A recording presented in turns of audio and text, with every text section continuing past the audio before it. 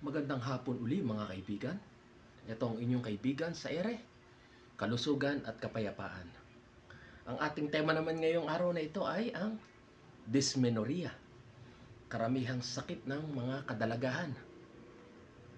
Isahan na po natin. Ang ibig sabihin ng dysmenorrhea ay masakit na pagregla. Ito ay hindi itinuturing na isang karamdaman kundi sintomas lamang ng pangkalahatang kakulangan ng kalusugan, pagkahapo, tensyon, labis na pagtatrabaho o dili kaya'y hormonal imbalance. Kung tinagurian, ito ay maaaring bunga din ng bara sa ovaryo, matris at puwerta na sanhi ng pagsasagawa ng operasyon o tumor.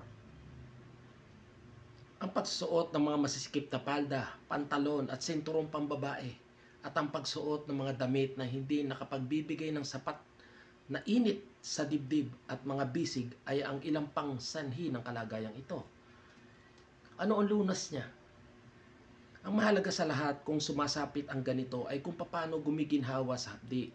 Sa makatuwid, lagyan lamang ng mainit na pomentasyon ang mga sumusunod na bahagi ng katawan, ang gulugod, spine, mababang bahagi ng tiyan, abdomen, at ang balakang at pati ng mga hita. Kung matinding masyado ang hapdi, kailangang matagal ding isagawa ang pagpopomentasyon. At kung hindi naman gaanong mahapdi ang nararamdaman, huwag masyadong patagalin ang pomentasyon sa katawan. Kung maari, mahiga na lamang ng tahimik o dili kaya'y huwag nang masyadong magtrabaho sa loob ng 1 o 2 araw. Bago datan, upang hindi maging masyadong matindi ang sakit, isagawa kung maaari ang sitz bath bago datnan. Tutulong ito upang maibsan ang hapdi at pagkakabalisa pagdating ng takdang panahon. Kailangan panatilihing mainit ang katawan hanggat maaari, lalo na ang mga paa. Kung matutulog, sikaping takpang maigi ng kumot ang mga braso, dibdib at mga kamay. Ang ehersisyong knee chest position ay maaaring isagawa araw-araw upang palakasin ang mga kalamnang sumusuporta sa ovaryo, matris at iba pang bahagi ng katawan. Mahalaga po pala yun, no? Yung mga pinapayo, halos sintomas lang pala ang dysmenorrhea, hindi siya karamdaman. Ang anumang nakikitang pinagmulan o sanhi ng karamdaman ay dapat na asikasuhin. Ipakikita namin sa inyo kung gaano kahalaga ito sa pamamagitan ng paglalahad ng karanasan ng isang babae na kung saan ang sanhi ng kanyang dysmenorrhea ay ang pagkakalaglag ng prolapsus ng kanyang nakahalang na malaking bituka, transverse colon, gaya ng makikita sa larawan. Ang pagkakalaglag na ito ay nagbubunga naman ng pagkakaipit at iritasyon sa kanyang ovaryo at matris, bunga ng bigat na nakapatong sa mga ito. Matapos na painumin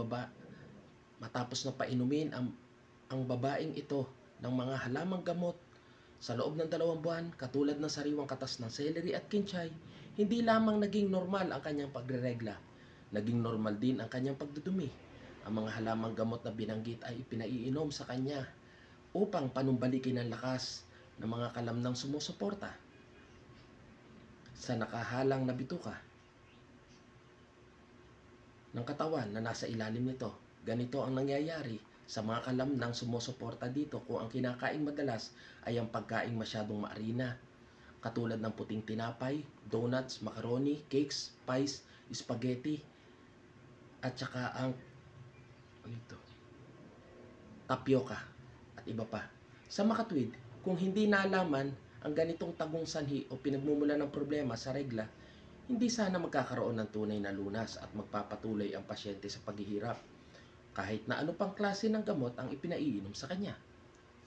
Kailangan din ang mga sumusunod upang palakasin at palusugin ng pasyente sa sikat ng araw sa umaga, maraming ehersisyo at paglanghap ng hangin. Ang mga artipisyal na pagkain ay dapat alisin na sa dieta sapagkat nagpapahina lamang ito sa resistensya ng katawan. Samantala ang paggamit ng madalas na artipisyal na pampatay na sakit or painkillers na mabibili sa butika ay maaaring magpapalala lamang ng kalagayan sapagkat hindi nito pinapagaling ang sanhi kundi inaalis lamang ang hapdi. Ang mga ito ay maaaring magbunga ng pagkakagumon sa gamot na ito. Halamang gamot.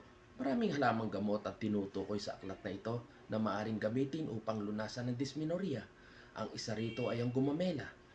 Tingnan sa pahina 18.